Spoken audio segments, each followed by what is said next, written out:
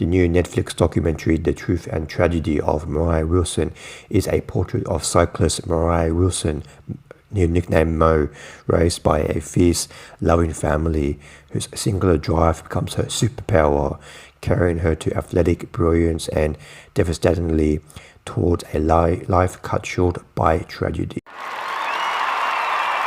The Truth and Tragedy of Moriah Wilson is directed by Marina Zenovic, and she is one of the best documentary filmmakers we have at the moment. She has directed films such as Roman Polanski, Wanted and Desired, and Lance.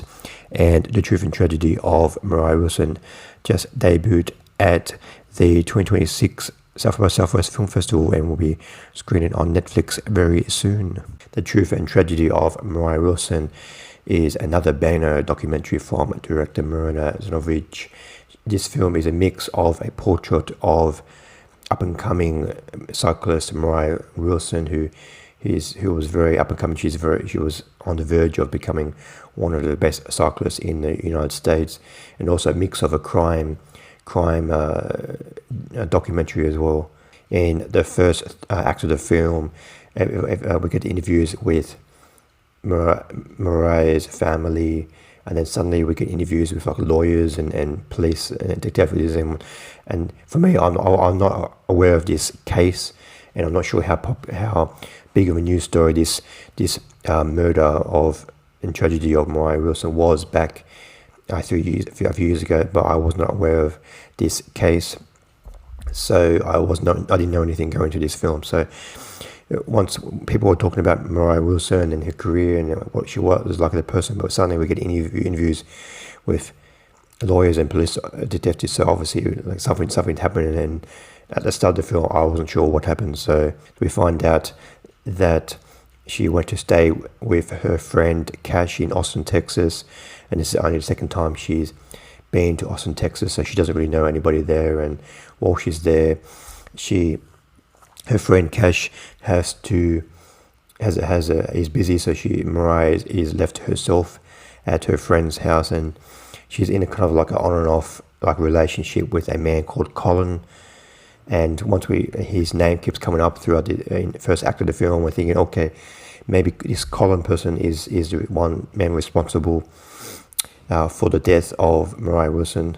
But then as the film goes on, we hear that this Colin person, he's a bit of a womanizer. He is on and off, and he has a real life girlfriend, and he is having like relationships with several cyclists, and like pretending to be acting like a mentor figure, but actually he's having like side relationships. And Moriah Wilson is one of the girls that, and she is like attracted to him, and she ends up going like a dinner date with Colin, and we see like video footage of him at like a burger restaurant having dinner with Colin, and then later on that night she ends up being shot by a gun several times in her friend's house, and we're not really sure who it is, but his girlfriend is mentioned quite a lot in the middle of the section of the film. Once the police take him into the interview room, and we conclude, okay, maybe the girlfriend did it, or maybe they work together, because during this film we don't see any interviews with Colin or the girlfriend, so we're not really sure if they're working together or who is responsible. This girlfriend's name is Caitlin Armstrong, and I think what surprised me about this documentary was, compared to other crime documentaries, is the approach that police had when we discovered that Moriah Wilson was murdered.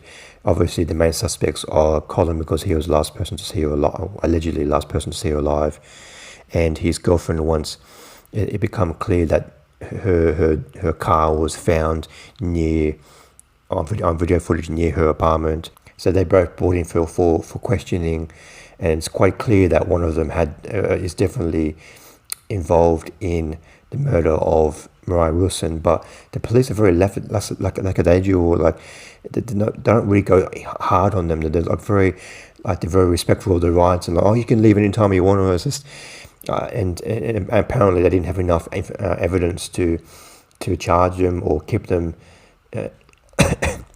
keep them behind bars until the investigation is because the investigation is ongoing. So I found that very strange, and later on in the film, it's like we find that Colin probably most likely didn't have anything to do with the murder of Moriah Wilson. So it's definitely the girlfriend, Caitlin Armstrong, who was most certainly involved in the murder of Moriah Wilson. And then because she is let go, she's out to walk.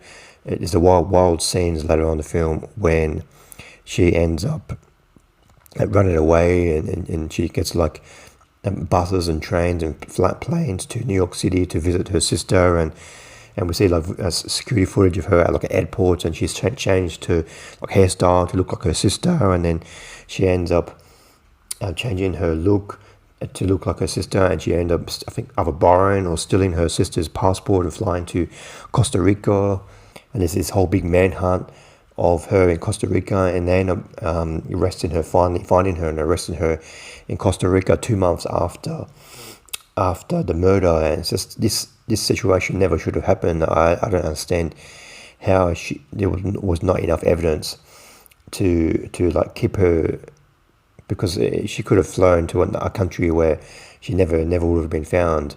But it gets more sadder and shame and just more saddening as the film goes on, because this Caitlin Armstrong person just really comes across as a woman who is jealous with rage and just made a very bad mistake, and we get to see interviews of friends of hers, and she comes across as like a normal person. So it comes across as sad because it just seemed like a normal person who did like a terrible thing. But as the film goes on, she just becomes like this person who thinks she did just no remorse, and she can run away and get away with this. She can run away to another country and get like plastic surgery and change her appearance, and even when she comes back, she pleads not guilty, but she ends up getting found guilty and sentenced to 90 years in jail. So she will spend the rest of her life in jail, but her family do get their time in court to tell her what she's done and the tragedy and just how it's affected everybody's lives.